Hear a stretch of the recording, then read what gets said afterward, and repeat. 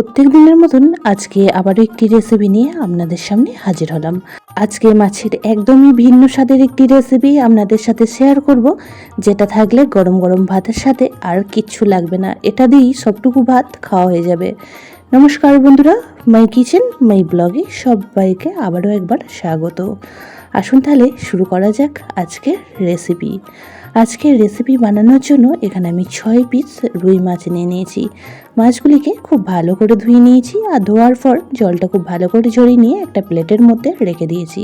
এখন মাছের মধ্যে দিয়ে দিলাম পরিমাণ মতন লবণ আর সাথে দিয়ে দিচ্ছি এখানে 1 চামচ পরিমাণ হলুদ গুঁড়ো দিয়ে মাছের গায়ে খুব ভালোভাবে লাগিয়ে নেব। তো লবণ আর হলুদটা মাছের মধ্যে লাগিয়ে নিয়ে মাছটাকে 10 থেকে 15 মিনিট সময় রেখে দেব, তারপরে রেসিপিতে ফিরবো। তো মাছটা এখন একটা সাইডে রেখে দেবো আর আজকের রেসিপির জন্য এখন একটা মশলা রেডি করে নেব। তার জন্য এদিকে একটা মিক্সিং জার নিয়ে নিয়েছি আর মিক্সিং জারের মধ্যে দিয়ে দিচ্ছি এখানে 1 বাটি পরিমাণ পোস্ত। তবে মাছের পরিমাণ আপনারা যেমন নেবেন সেই বুঝে শুনে এখানে পোস্তর পরিমাণটাও কম বেশি করে নিতে হবে। আর তারই সাথে এখানে দিয়ে দিচ্ছি 6 থেকে 7 পিস কাজু। শুকনো অবস্থায় কাজু আর পোস্তটা একবার ঘুরিয়ে নেব, তারপর অল্প পরিমাণ জল দিয়ে একটা মিহি পেস্ট রেডি করে নেব। তো আপনারা চাইলে কাজু আর পোস্তটা আগে থেকে ভিজিয়ে রেখেও পেস্টটা তৈরি করে নিতে পারেন, তাতে করেও পেস্টটা কিন্তু একদম মসৃণ তৈরি হবে। তো এদিকে দেখুন পেস্টটা তৈরি হয়ে গিয়েছে আর আমি আরও একটা মশলা রেডি করব, তো সেটা রান্না করার সময় আপনাদেরকে বলে দেব। তো এখন রেসিপিটি তৈরি করার জন্য গ্যাসের মধ্যে একটা কড়া বসিয়ে দিয়েছি আর কড়াতে দিয়ে দিয়েছি পরিমাণ মতন সর্ষের তেল।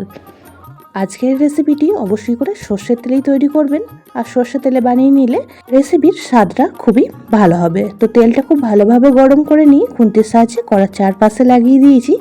এখন লবণ হলুদ মেখে রাখা মাছগুলি একে একে দিয়ে দিচ্ছি। মাছ দিয়ে অনেকে অনেক রকমভাবেই রেসিপি বানিয়ে খেয়েছেন, তবে আজকের রেসিপিটি যদি গরম গরম ভাতের সাথে থাকে আর কিন্তু কিচ্ছু লাগবে না, এই মাছের একটি রেসিপি দিয়েই সমস্ত ভাতটুকু খাওয়া হয়ে যাবে। বাচ্চা থেকে বড় সকলেই পছন্দ করবে আজকের রেসিপি। তো সমস্ত মাছগুলি দিয়ে দিচ্ছি আর 1 পিঠ লাল করে ভেজে নেব। ভাজা হয়ে গেলে অপর পিঠটাও উল্টে একই রকমভাবে ভেজে তুলে রাখবো।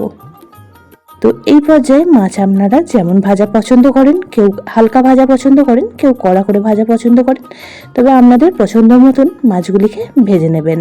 তো মাছগুলি 1 পিঠ ভাজা হয়ে গিয়েছে, এখন উল্টে দিয়ে অপর পিঠটাও একই রকমভাবে ভেজে নিচ্ছি। আর এই পর্যায়ে মাছগুলি একদমই ভাজা কমপ্লিট হয়ে গিয়েছে, তো এখন একটা প্লেটের মধ্যে তুলে রাখবো।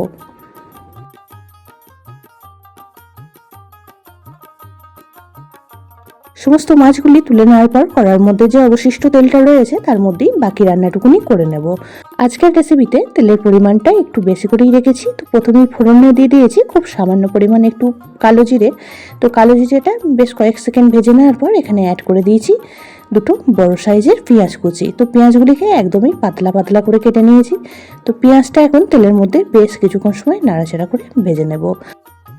পেঁয়াজ এই পর্যায়ে হালকা ভাজা হয়ে গিয়েছে, এখন এর মধ্যে দিয়ে দিলাম 2 ছোট সাইজের টমেটো কুচি। তো আপনারা বড় টমেটো হলে একটা টমেটো অ্যাড করতে পারেন। তো টমেটোটা বেশ কিছুক্ষণ ভেজে নেওয়ার পর এখানে আমি অ্যাড করে দিয়েছিলাম 2 চামচ পরিমাণ আদা রসুন আর কাঁচা লঙ্কার পেস্ট। মশলাটা যে সময় দিয়েছিলাম সেই সময় ক্যামেরাটা অফ হয়ে যাওয়ার কারণে দেখাতে পারিনি। তো অবশ্যই করে আদা রসুন আর কাঁচা লঙ্কার পেস্টটা এখানে 2 থেকে 3 চামচ পরিমাণ অ্যাড করে দেবেন। তার সাথে দিয়ে দিলাম ঝালের জন্য ঝাল লঙ্কার গুঁড়ো 1 চামচ আর পরিমাণ মতন লবণ।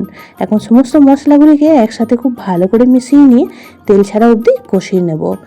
আলাদা করে আর কোনো রকম গুঁড়ো মশলা আজকের রেসিপিতে ব্যবহার করব না, আপনারা চাইলে একটু হলুদ গুঁড়োর ব্যবহারও করতে পারেন। আজকের রেসিপিটি একটু সাদা রাখবো, তার জন্য হলুদের গুঁড়োটা আমি ব্যবহার করে নিই। তো মশলাটা খুব ভালো করে কষিয়ে নেওয়ার পর এখানে অ্যাড করে দিলাম যে পোস্ত আর কাজুটা পেস্ট করে রেখেছিলাম, সেই কাজু আর পোস্তর পেস্টটা এখন খুব ভালো করে নাড়াচাড়া করে সমস্ত মশলার সাথে খুব ভালো করে মিশিয়ে নিচ্ছি। আর মেশানো হয়ে গেলে গ্যাসের ফ্লেম লো টু মিডিয়ামে রেখে বেশ কিছুক্ষণ সময় ধরে মশলাটা কষিয়ে নিতে হবে। মশলাটা যত ভালো করে কষানো হবে আজকের রেসিপির স্বাদটা কিন্তু ততটাই বেশি ভালো লাগবে। গ্যাসের ফ্লেমটা একদমই লো টু মিডিয়ামে করে দেবেন আর মাঝে মাঝে একবার করে নাড়াচাড়া করে দিতে হবে। যেহেতু পোস্ত আর কাজুর পেস্ট দেওয়া আছে তাই কড়ার নিচে থেকে লেগে যাওয়ার সম্ভাবনা থেকে যেতে পারে। মাছের অনেক রকমই রেসিপি খেয়েছেন, তবে আমি গ্যারান্টি দিয়ে বলতে পারি এই রেসিপিটি একবার খেলে কিন্তু বারবারই বানিয়ে খেতে ইচ্ছে করবে। তো এই পর্যায়ে মশলাটা দেখুন খুব সুন্দরভাবে কষানো হয়ে গেছে, উপর থেকে তেল ছেড়ে আসছে।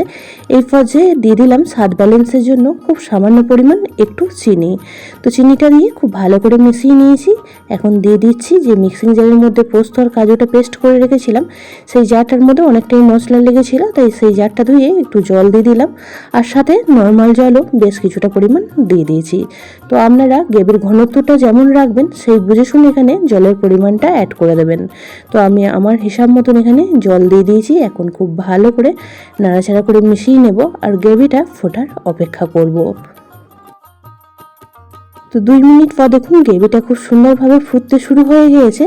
তো গ্যাসের ফ্লেম এখন লো টু মিডিয়ামে রেখে আরও 1 মিনিট সময় নিয়ে গ্রেভিটা বেশ কিছুক্ষণ সময় ফুটিয়ে নেব। তারপরে একে একে মাছের পিসগুলি এখানে অ্যাড করে দিচ্ছি। সামনেই জামাই ষষ্ঠী আসছে, আর জামাই ষষ্ঠীতে মাছের এরকম একটি প্রিপারেশন লাঞ্চ মেনুতে রাখতে পারেন, আশা করছি ভালো লাগবে। তো সমস্ত মাছগুলি এখন দিয়ে দিচ্ছি, আর মাছগুলি দেওয়ার পর গ্রেভির সাথে খুব ভালো করে একবার নাড়াচাড়া করে মিশিয়ে নেব। আর গ্যাসের ফ্লেমটা লো টু মিডিয়ামে রেখে 4 থেকে 5 মিনিট সময় নিয়ে রান্নাটি করে নেব। আর মাঝে মাঝে একবার করে নাড়াচাড়া করে দেবো, যেহেতু পোস্ত আর কাজুর পেস্ট আছে তাই নিচে থেকে জমাট বেঁধে যেতে পারে। পুরনো বন্ধুরা সবসময় আমার পাশে থেকে আমাকে এতটা সাপোর্ট করার জন্য অনেক অনেক ভালোবাসা।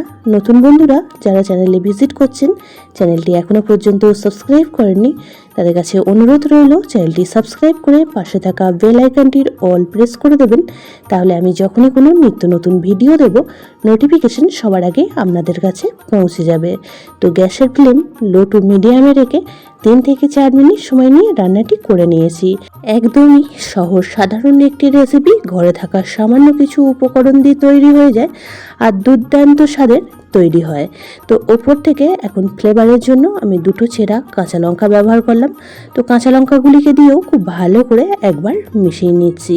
তো আরও 1 মিনিট সময় রান্নাটা করে নেব গ্যাসের ফ্লেম লো টু মিডিয়ামে রেখে। গ্রেভিটা হালকা পাতলা থাকা অবস্থাতেই গ্যাসের ফ্লেমটা অফ করে দিতে হবে।